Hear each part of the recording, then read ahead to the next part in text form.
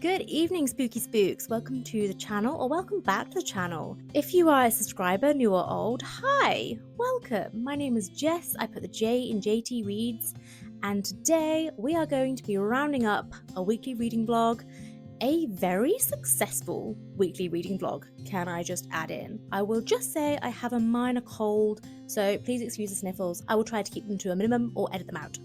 But I'm just a human and my immune system is not as stellar as I thought it was, and here we are. Anyway, last weekend I went away with a couple of friends. We hired a cottage out by the coast and we just had a lovely weekend of reading, of eating cheese, of drinking wine, listening to music, and just having a lovely old time. On Saturday, we went into Norwich, where I host a silent book club every fortnight, and we still attended that this week, just gone, and it was lovely. As always, it's just an hour of reading whatever books we're currently reading, amongst friends, amongst new friends, drinking really, really good coffee, eating good snacks, and just soaking up all of the city vibes. So I got quite a lot of reading done that weekend. I actually finished The Witches of Vardø, my favourite thing to say, and I combo read it at the end with the audiobook, which I have on Audible, and it made me tear up so bad. I loved this book. It was so powerful, just showing the power of women when they come together in solidarity rather than trying to pull each other down. It was so powerful. It was heart-wrenching in places, but it was beautiful. I just love a witchy book. I honestly haven't yet found one that disappointed me, so long may that continue. If you have any similar suggestions, please let me know. I did read The Witching Tide last year because it's set in East Anglia, which is where I currently live. And I say currently like I have plans to leave. I don't have plans to leave. And I also loved that one. Rated it 5 stars. Went to meet the author. She's lovely. Witches, feminism, and women in solidarity. What more could you possibly ask for?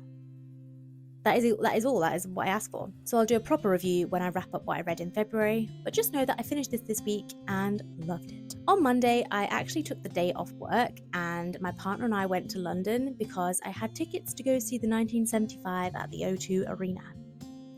It was mediocre. I say this as somebody who used to be a very big fan of theirs, maybe more so in the old days, but I was hyped for this and it was just okay. And I think the issue is last year I went to see Blink-182 in October and the story so far supported them and it was top tier gig. Fantastic. My seats were so good. I was very close to the front and they were amazing. The story so far, I've never seen them before, but they are my favorite band. They were also amazing. So every other gig now will just be pale in comparison anyway. But the issue with the 1975 is not really with them. They performed quite well, I thought. I've seen them previously and think they maybe performed better then. But that's not to say they were bad. They were good. I think my seats were just terrible. I was very, very high up and at a weird angle. And everyone around me seemed to be recording on their phone, so I couldn't really see the stage at some points. That was frustrating. But we did lots of other fun things while we were there. And I shall tell you about them So you will have seen in the clips that I went up to Horizon 22, which is the viewing platform at 22 Bishopsgate, and it was amazing. The view was so good. We went there as the sun went down and it was just beautiful. The views of London are incredible. Highly recommend going there if you are in London. The tickets are free. They're just quite hard to book, but you can turn up on the day, so 10 out of 10 would recommend. We also went to Waterstones, and we went to the one at Piccadilly, which I believe is the biggest bookshop in Europe. I don't know if I'm boldly stating a lie there, but I'm pretty confident it is the biggest bookshop in Europe. And whilst I was there, I purchased Bloom, and it's got such a good cover. Don't you think this looks like the music video for that One Hit Wonder? Were they a One Hit Wonder? I'm really sorry if they weren't. Hi Milo. No, to somebody that I used to know. Don't you think that looks like that? Please validate my opinions. Many thanks, assuming that you did. I talk about this in more detail in my horror book haul that I recently posted, so I haven't read it yet, but if you go to Waterstones, you have to... Stop yelling at me, cat. If you go to Waterstones, you have to pick up a book. It's just the law. I don't make the rules, I just break them. We'll talk about that in a minute. So after we went to Waterstones, after we went to the gig, we then, I don't know what he's doing, just let him do his thing. We then got the tube back to the car park and drove home. So I was very tired come Tuesday, but luckily I'd also booked Tuesday off work. Very good planning, past Jess. We love you for that. And I just spent the whole day eating snacks, going for long walks, listening to my audiobooks, and reading and resting. And it was perfect. So this week I actually read and finished Clap When You Land. And this was so good. I had a feeling I was going to really enjoy this because the format is a novel in verse. I'll show you. So it combines my two favourite things of poetry and fiction. And it was just so upsetting and empowering and beautiful. It had very similar vibes to The Black Flamingo, completely different plot lines, but Black Flamingo is also a novel in verse and was also, spoiler alert, a 5-star read for me. It's told in a dual perspective and it's based on a very real story of a plane that nosedived into the sea and all of the passengers died. So it is heartbreaking, but what comes out of it is beautiful. And I will talk more about it in my wrap up for the month, but just know that I loved it. I'm so pleased that I read it. I didn't take a single video when I was at Waterstones because it was so busy, even for a Monday. It's a Monday. There's a very niche 2011 YouTube reference. I'm going to see if I can find the clip to put it here so I don't look like I am just making things up. But honestly, I found that so funny in 2011. It's a Monday. It's not that funny. But anyway, I didn't take any videos. It was very busy but people kept mistaking me for somebody that worked there. I don't know if it's just the way I was walking about in a rush or because I was holding books under my arm, but I kept getting asked questions about where things were. I don't live in London. I don't work here. I don't know. But so I was overwhelmed. My whelmed was over. It wasn't just standard, you know. It was up there. I was flustered. I do get a fluster quite easily. And I was flustered. But I had an iced coffee in the cafe with my partner and a little snacky snack, and it was great. That takes us to Wednesday, which was Valentine's Day. And I had to go back to work, rude. But after work, I did go to yoga, which I go to on a Wednesday evening anyway. And it was such a lovely session because the yoga teacher was obviously just reiterating the fact that it's Valentine's Day, so we should love ourselves, especially today, but also every day. And it was very empowering and very relaxing, and the vibes were just immaculate. And then I came home from yoga, and my partner had cooked us a meal, and I had chocolates and I had flowers, and the vibes, again, were immaculate. And then let's just make this 3 for 3, a hat trick on immaculate vibes. Because I finished Emily Wilde's Map of the Otherlands. I always want to say Otherworld, it's Otherlands. And oh my gosh. I discovered a little something at the end of this book. No spoilers, don't panic. I didn't know this, but there is a 3rd book coming out. Did you know this? How did you know this? This isn't on Goodreads, it isn't on Amazon. I checked the author's Instagram page and could see that she's writing something, but I know she's also working on a middle grade book, so I assumed when she's referring to I'm writing, that's what she's writing. But that sneaky little devil Heather Fawcett, she's bringing us a 3rd book, and I can only assume because The first book came out in January 2023. Sorry, I'm flapping this around like nobody's business. This book came out in January 2024.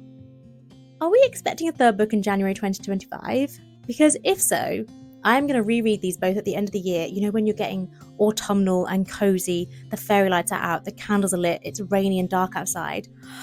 I'm going to reread them both and prepare myself for book 3. I am so excited. I think I might have liked this book more than the first book, if that's even possible. But it was beautiful. There were times where I'm going to say I cried, but that's very dramatic. I just mean that my left eye welled up as it is wont to do. What a sentence. As it is wont to do. Am I in Bridgerton? Anyway, loved it. I want the American cover so badly, but I know if I want it, I have to pay £25 and then like £10 shipping, and I just don't want to do that. This does, however, bring me on to a little concern of mine, because, let me summarise, give you a little spoiler for my Feb wrap-up, but The Witches of Vardø, Clap When You Land, and Emily Wild's Map of the Otherworlds, I did it, Map of the Otherlands, were all 5-star reads. So either I'm losing my credibility as a reliable reviewer, I'm just too generous, or I am just so deeply self-aware that I know exactly what story I'm going to enjoy and not enjoy, and I just know that they're going to be 5 stars. I'm really going to hope it's the latter one, and not that I'm just too nice. Although, I can tell you I did finish a book this week that was not a 5-star. So, on Saturday just gone, I went to a poker tournament, which, by the way, hi, if you don't know me, let's be friends. Also, I play poker every week, and I really enjoy it. I sometimes qualify by skill or by luck, I don't know, for the regional tournaments or the national tournaments. And this weekend just gone was the regional tournament. I did terribly, worse than I ever have before. I was out so early that I had lots of time to sit and read, so you know it's not all bad. And I read this. This is Before Your Memory Fades. It's the third in the Before the Coffee Gets Cold series, I think. And I audiobooked it whilst... almost dropped it. I audiobooked it, although I do own the copy. I didn't actually physically read it. I listened to it. And I listened to it on about 2 times because I was so bored. And this is shocking to me because here I am checking if my mic is still on, because I did actually already record this 20-minute long video just to realise that my mic had died. I really enjoyed the first book, and I think I quite enjoyed the second book, but I will not be continuing the series because how can you have such an amazing idea, an incredible premise, and make it so boring? I don't know why I find it so boring. I'm not invested in any of the stories or any of the characters, and that's so sad to me, because the idea that you can go to a specific cafe, sit in a specific seat, order a specific coffee, I've said specific so many times, and you can travel to the future or the past, I think, and you just have to finish your coffee before it gets cold, otherwise you're stuck there forever. It's so sinister, but also so clever. What an incredible idea that somebody plucked out of their brain. I just don't like any of the stories. I'm not invested. And it hurts me to tell you this. It hurts me to say it because I really wanted to be. I gave it 3 attempts. I got to the 3rd book and I will not be continuing now. This was unfortunately a 2-star rating. Last up, as part of my TBR jar, I read Americanah. And when I say I read, I did not finish it. Now, the challenge is read it or unhaul it. So if I get to around 20% and I'm not enjoying it, then I have to unhaul it off my shelves. I won't be doing that. This is what I was saying earlier about the fact that I break the rules. I made the rules and I'm going to break the rules because I'm really enjoying this, but not enough to keep reading it at the moment. So I'm going to softy and F it. I've got 20% of the way through and the tone is great. The main character is very likable. I would say I'm quite invested in where her journey is going, but I get the impression that this is quite character driven and not very plot driven. And at the moment, I'm just in a plot era. That's just what I'm currently looking for. I have previously been in a character era, and I imagine I will one day return. And when I do, I will pick this back up.